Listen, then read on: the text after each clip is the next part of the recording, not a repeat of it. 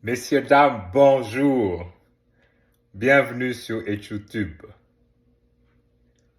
Paris SG, tous ensemble on chantera. Cet amour qu'on a pour toi, qui ne s'oubliera jamais.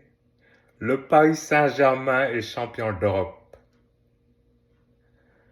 Le PSG a gagné la Ligue des Champions, oui, enfin. Ici c'est Paris. Ici c'est Paris. Et 1, et 2, et 3, et 4, et 5, 0. On a non seulement gagné, mais on a gagné avec la manière.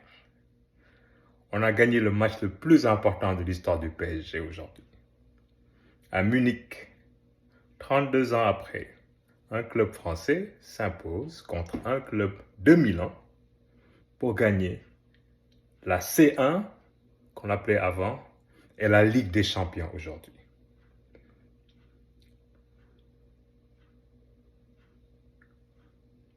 Nous avons rejoint le panthéon des grands de France et d'Europe. Coucou à Marseille, vous n'êtes plus tout seul maintenant. On a gagné la Ligue des Champions comme vous. Et on est maintenant le seul club à avoir 2 Coupes d'Europe. Donc à jamais les premiers à en avoir 2 parce qu'on a gagné la Coupe des vainqueurs de Coupe, la C2 en 1996. Ce succès-là, il est énorme. Il s'est bâti depuis longtemps, depuis bien avant l'ère Qatari. Si je remonte à mes débuts où j'ai commencé à suivre le PSG, des joueurs sénégalais comme moi, Locotte, Boubacar Sarr, Oumar Gueye, capitaine du PSG, champion de France en 85. Feu Jules-François Bocandé, avant-centre. Ensuite, on remonte à la période Georges Weah, David Ginola, El Magnifico, Vincent Guérin, Bernard Lama, Valdo, un joueur qui m'a fait rêver moi, numéro 10, Valdo. Tous ces gens-là, ils ont essayé de gagner la Ligue des Champions et ils n'ont pas réussi. Et aujourd'hui, le 31 mai, une grande date pour le Sénégal en passant. Les connaisseurs sauront. Aujourd'hui, nous sommes sur le toit de l'Europe. Alors, de Donnarumma, qui n'est plus seulement grand par la taille, mais grand par le talent qui s'est imposé comme gardien au PSG.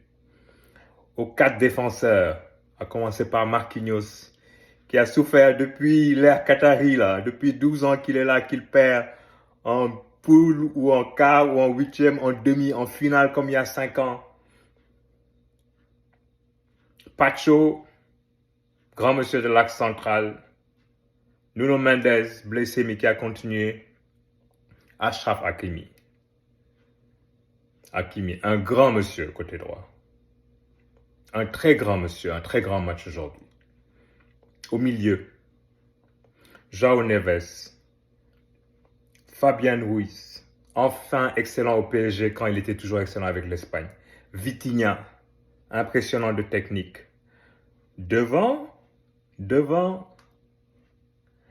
y a le guerrier, Kvaratskhelia. Le guerrier, qui impressionne pas juste par ses buts, mais la façon dont il défend. Il a amené au PSG cette niaque-là, vous savez de quoi je parle. Quand il est arrivé en début d'année, ça a fait basculer. Au milieu, on a cherché un avant-centre pendant plusieurs mois et il est arrivé tout seul alors qu'il était là, on ne l'avait juste pas découvert. Ousmane Dembélé, Dembouz, je te souhaite le ballon d'or, même si tu n'as pas marqué aujourd'hui. Tu as tout fait sauf marquer.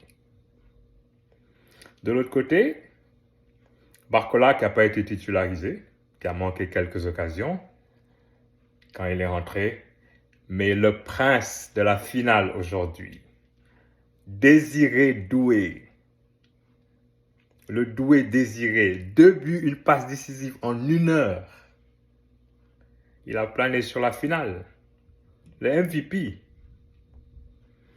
qui porte quoi? Un numéro 14, comme un clin d'œil aux 14 années que le Qatar a passé avec son plan au niveau du PSG, qui a enfin marché après 14 ans. L'ère qatari, aujourd'hui, c'est le Qatar qui rit. Et nous tous, nous sommes contents. Nous tous, les supporters du Paris Saint-Germain. On a hâte de voir la suite maintenant. Parce qu'on est sur le toit de l'Europe, pas juste parce qu'on l'a gagné une fois en passant avec un concours de circonstances. Non, on a une équipe jeune, mais surtout une équipe et un tout qui est plus fort que l'ensemble de ses parties. Et ça, on le doit aujourd'hui au meilleur entraîneur du monde. Et j'ai parlé de Luis Enrique. Luis Enrique est venu avec ses méthodes au début, il était incompris. Il faisait jouer un peu tout le monde à tous les postes. Il mettait les petits là qui faisaient les petits impolis là sur le banc. Il a fait passer son message.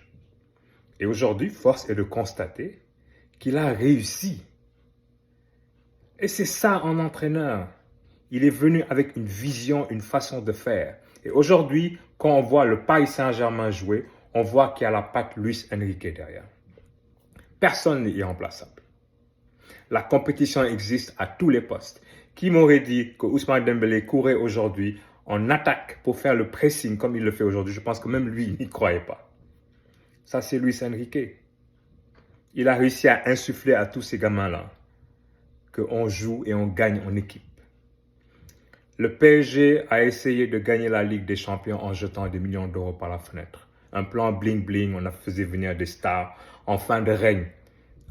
De Messi à Neymar et j'en passe, Beckham. Ça n'a pas marché. Même Mbappé. Parce qu'on était centré sur un individu ou des individualités, mais pas un tout collectif où quand il y a quelqu'un qui pêche, le reste vient à la rescousse. Ça, c'est pas juste une leçon dans le sport, c'est aussi une leçon dans la vie. Se construire ensemble, se construire après des échecs, 5 ans après une finale perdue, 1-0 contre le Bayern de Munich. Un but de Kingsley Coman, un ancien du PSG. On a souffert, hein? Mais aujourd'hui, on est là. On est là, on est champion.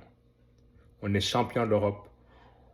On détient la Ligue des champions. Je suis content. Je suis très content. Bravo à ce PSG-là.